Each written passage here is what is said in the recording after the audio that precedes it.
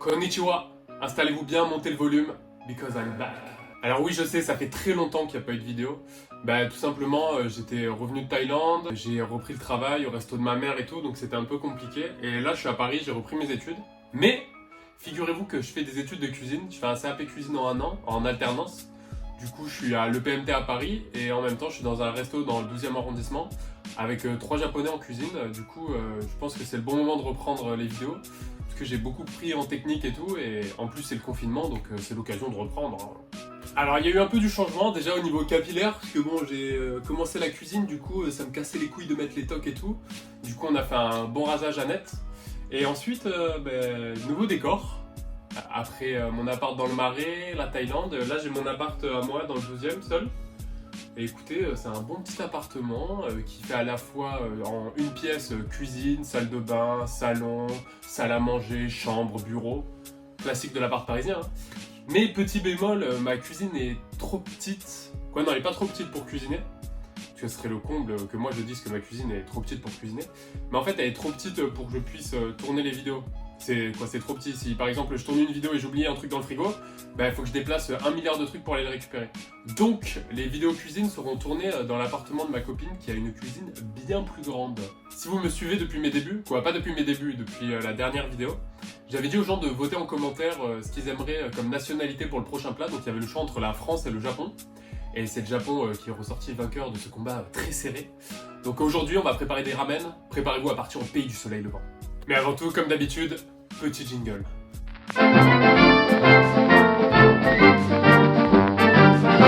Les ramen tirent leurs origines de la Chine.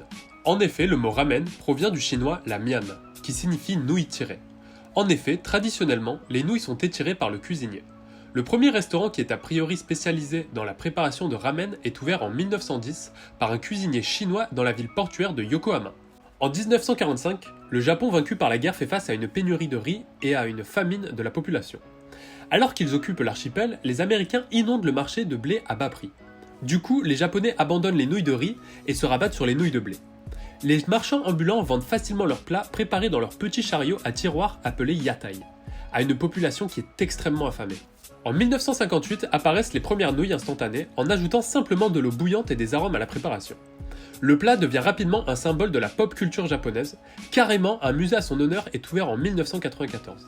Mais désormais, le ramen maison reste rare, même au Japon, car il demande beaucoup de temps. C'est pourquoi aujourd'hui on va apprendre à en faire un, et pour ce faire on a besoin de pas mal de choses. Alors déjà, sachez qu'on ne va pas faire un bouillon maison, car l'ayant fait je trouve ça beaucoup trop long et coûteux, mais après libre à vous de vous essayer à le faire.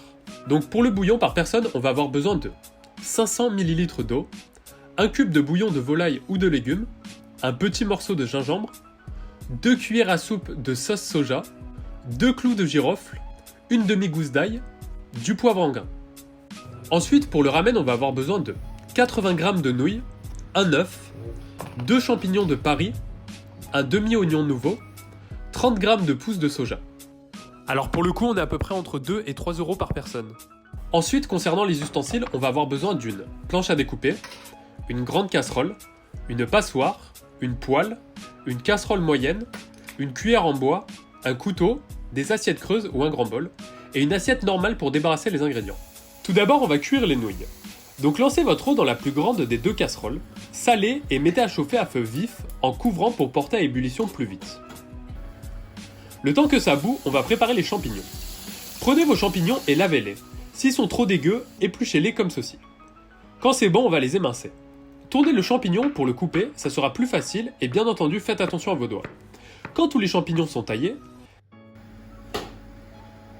mettez votre poêle à chauffer à feu vif avec de l'huile.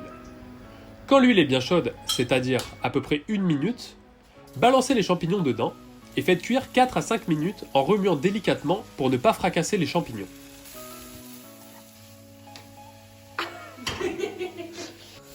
Pendant le temps de cuisson, si vous vous sentez confiant, lavez les oignons nouveaux.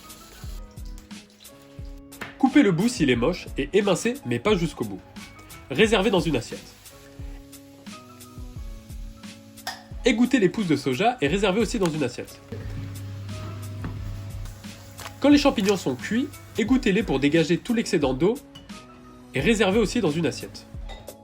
Donc ces 3 éléments-là seront pour le dressage du ramen. Quand l'eau pour les nouilles bout, mettez-les à cuire en suivant le temps de cuisson qui sera généralement entre 5 et 6 minutes. Au bout de 1 minute 30, décollez les blocs de nouilles délicatement et remuez.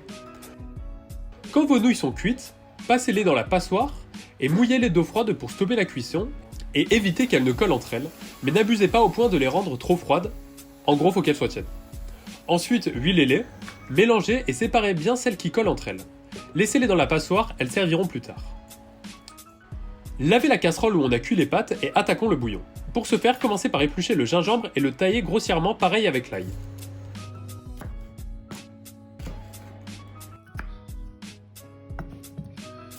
Ensuite, versez la quantité nécessaire d'eau pour le bouillon dans votre grande casserole et mettez à chauffer à feu vif.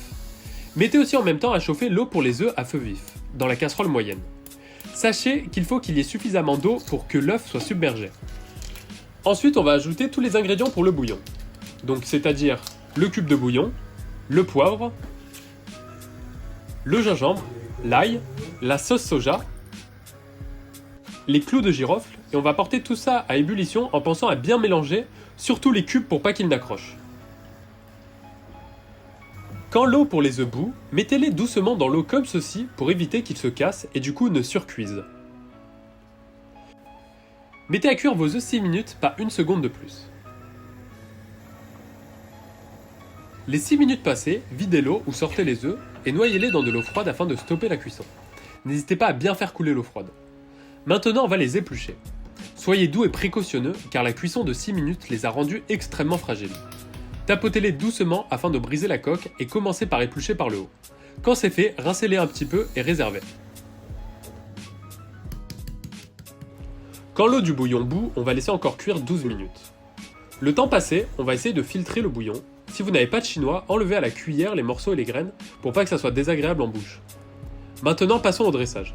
Alors déjà, si vos nouilles sont froides, vous pouvez les réchauffer 1 minute au micro-ondes, ou sinon, après avoir filtré le bouillon, on peut laisser sur le feu encore quelques minutes et remettre les nouilles dedans afin de les remettre en température. Mais si elles sont tièdes, ça va, pas besoin. Maintenant, passons au dressage.